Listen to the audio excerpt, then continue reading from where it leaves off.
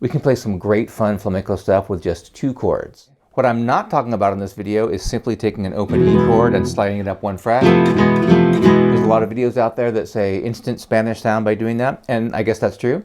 But if we do something similar to that on the middle strings, we get something that's a little more uniquely flamenco, I would say, and allows us to play at least 5 of the main and really cool flamenco forms. I'm going to show you these chords, how to play them, and why we play them the way that we do. And then for the specific rhythms of these forms we're going to play, I'll have tab on the screen so you can pause and really get these down.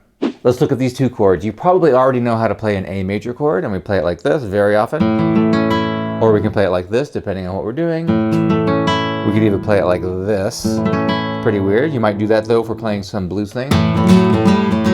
Something like that. But the flamenco way to play this chord is to put your 2nd finger on the 2nd fret of the 2nd string, and then let your index finger smush backwards like this. It's a bar, but it's an internal bar, and we're trying to only press the 4th and 3rd strings there. And notice I'm at a slant with my finger to make room for this middle finger here. And we also want to be free and clear of the 1st string so that we can hear that. So it's a normal A major chord. The next chord is going to be very weird and unique and really only ever seen in flamenco. But this one harmonically you could say is not weird. It's just an A chord that you know. But it's fingered in this weird way.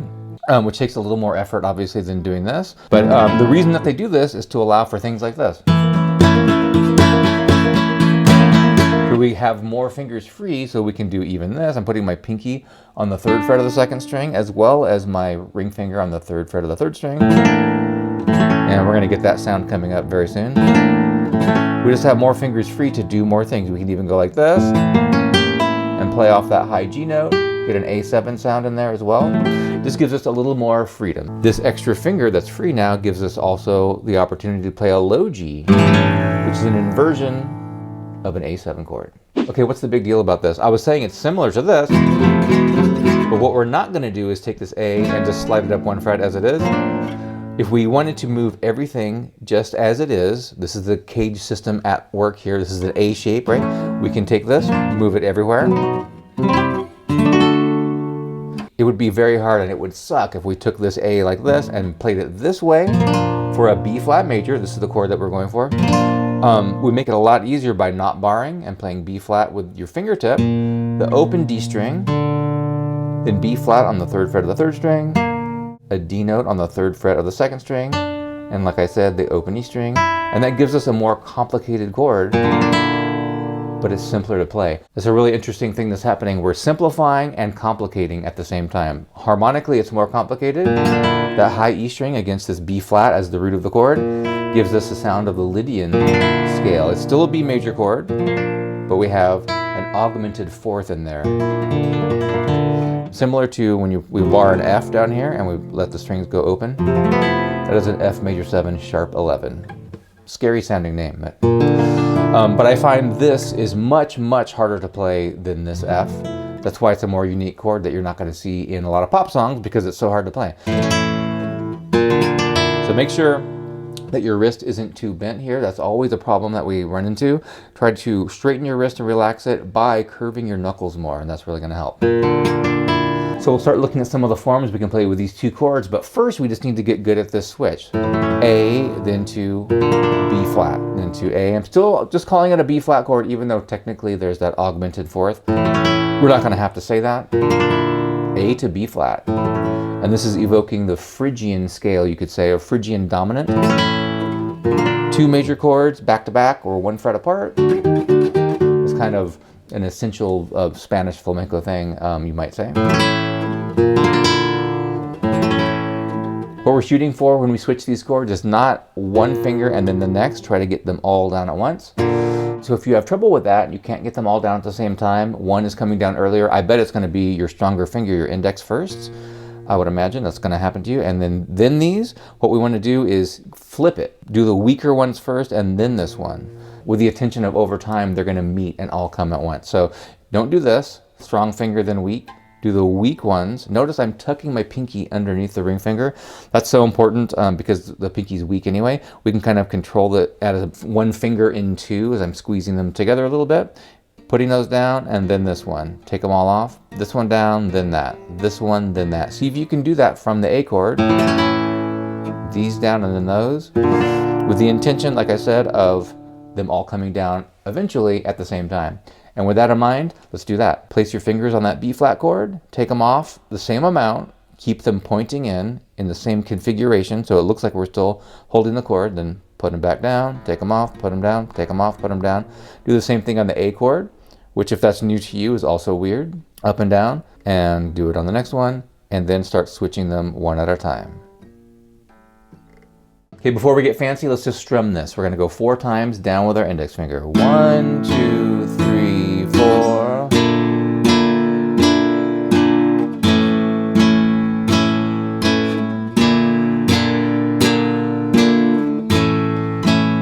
Now, those are quarter notes. I'm leaving a little bit early though. Let's do an upstroke in between every downstroke. So those are 8th notes. 1, 2, 3, 4.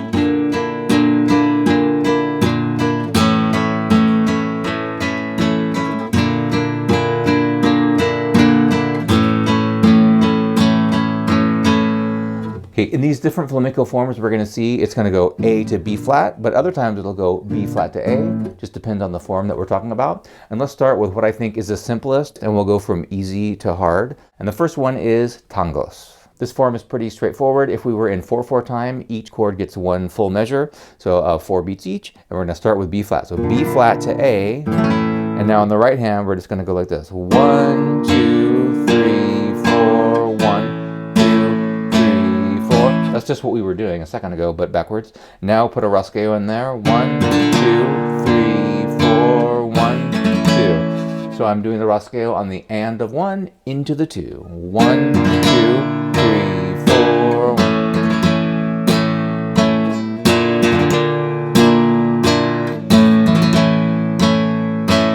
Now do 2 of them in a row.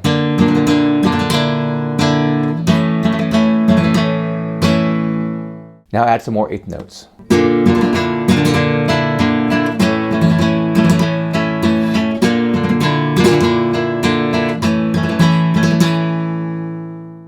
I know we're just talking about these 2 main chords, but we'll have 2 bonus chords coming up that are going to be pretty easy to play if you can play this. And also there's some extra notes kind of living around these chords that we can add to things. So if we're playing that Tangos example again, we have B flat to A, right? So we have this happening. That sound. We can also add this note all over the place and this one.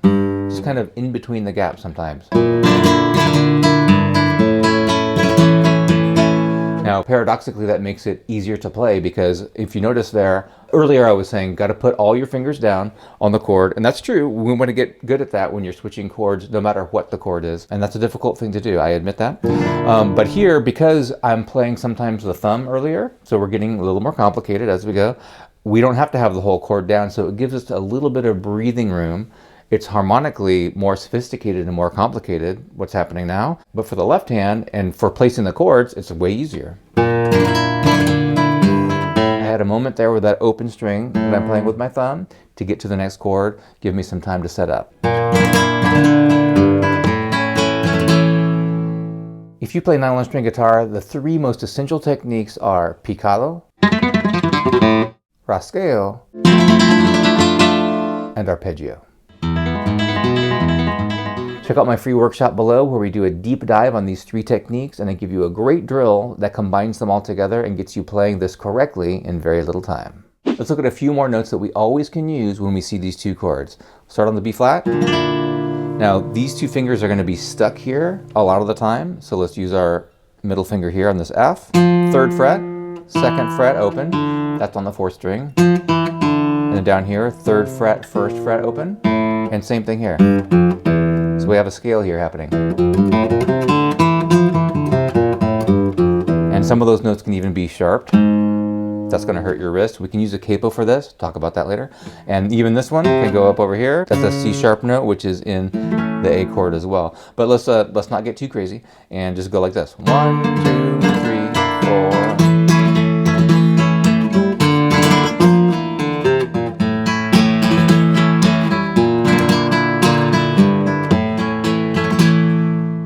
That was a basic example of the form Tangos. Let's get a little more complicated and play Tientos, which is the same exact chords, kind of the same idea, but we're going to start on A this time and go to B flat, and we're going to feel a shuffle rhythm here, which is super interesting that you don't really see that in a lot of nylon string, classical guitars, Spanish, Latin music, we don't really see a shuffle or swinging the eighth note very often. But if we do that starting on A, we might do something like this.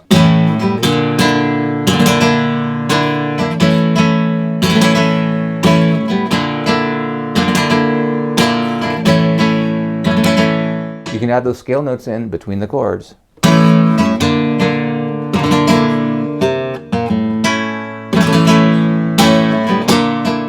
Let's look at an alternate way to play this B flat. Instead of playing it like this, like we've been doing, which you need to do, we should definitely do that. Take your ring finger and skip up to the 4th string. And that's another legit way to play this.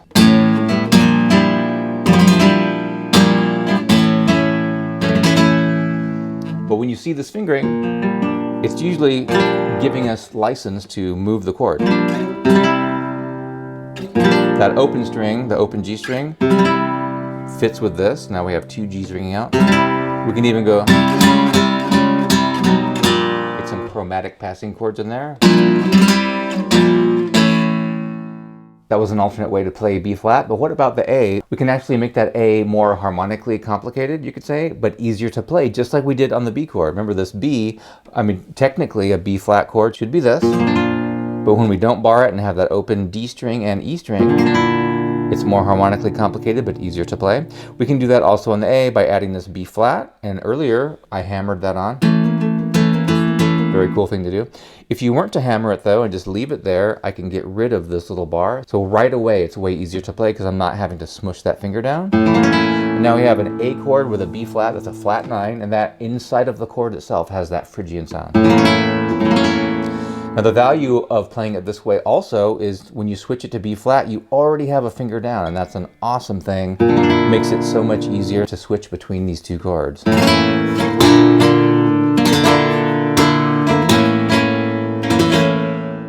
Before we go to the next form, real quick, let me throw in 2 more chords, which are not hard at all, and we're practically playing them already. So back to the B flat.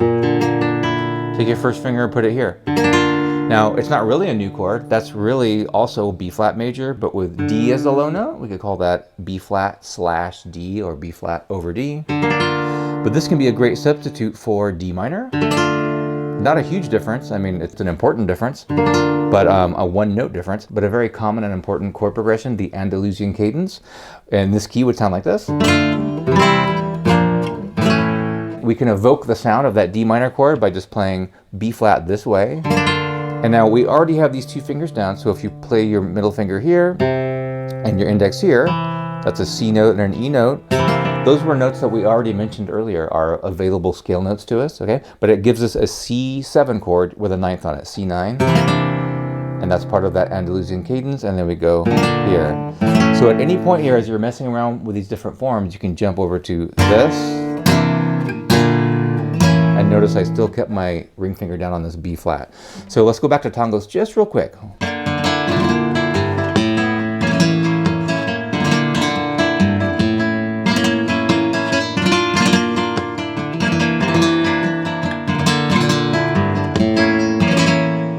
So those are 2 bonus chords, no extra charge. So as we get more complicated, we're going to start counting to 12 now. I started with tangos because it's more easy to comprehend. We're just counting 1, 2, 3, 4 like we do in so many pop songs. And here we're going to look at the main rhythm of Solea por Bulerías. We're going to start on A, counting to 12. On the 3rd beat, we switch to B flat, and then on the 10th beat, back to A, and go around and around. There's going to be more difficulty, I think, in the right hand, but just getting our brain around this count would be like this. 1, 2, 3, 4, 5, 6, 7, 8, 9, 10, 11, 12. Notice where those accents are on the 3, 6, 8, 10, 12. Going to add some upstrokes.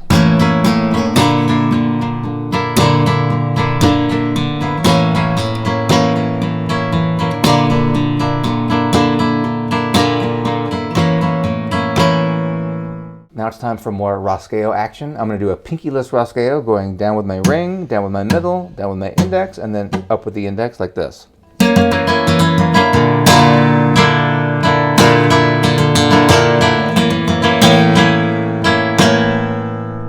That's 1, 2, 3, 4, 5, 6, 7, 8, 9, 10, 11, 12. we have those two bonus chords and also some of those extra notes that we can add. Let's combine those two ideas together and try to get the sound of that Andalusian cadence with some arpeggio. So we're going to go 1, 2, 3, 4, 5, 6, and on the 7 we're going to start doing this. 7, 8, 9, 10. So those are arpeggios there.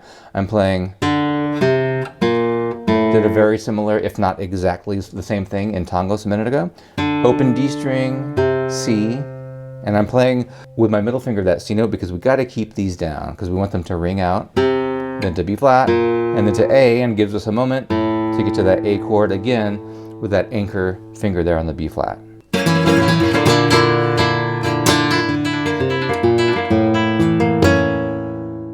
So now check this out. This is a whole new form, but very, very familiar to us at this point, right?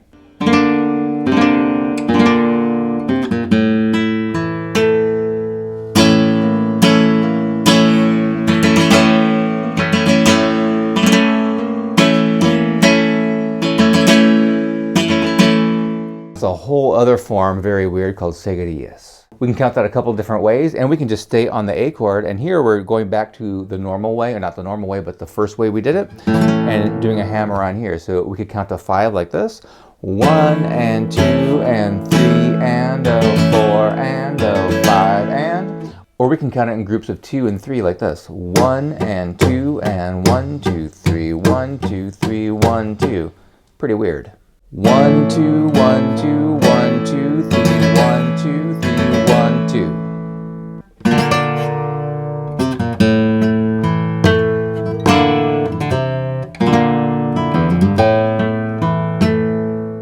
We can see how the biggest differentiator sometimes between these forms is the rhythm and not the chords. Okay, the final one is the dreaded Bulerías, which is played fast and syncopated and probably one of the hardest things that you could do in flamenco. It's going to be easy though for the left hand. We're just going to be going 12, 1, 2, 3, 4, 5, 6, 7, 8, 9, 10. Not a lot going to be going on over there because we're just strumming here in this tutorial. And in the right hand though, we're going to be going pretty fast and doing some tapping and stuff.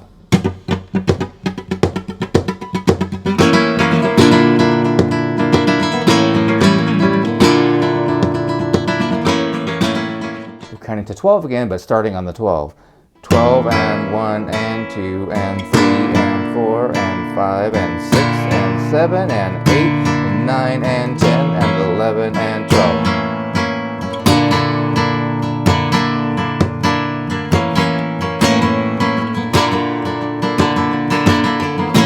12, 1, 2, 3, 4, 5, 6, 7, 8, 9, 10, 11, 12, 1, 2, 3, 4, 5, 6, 7, 8, 9.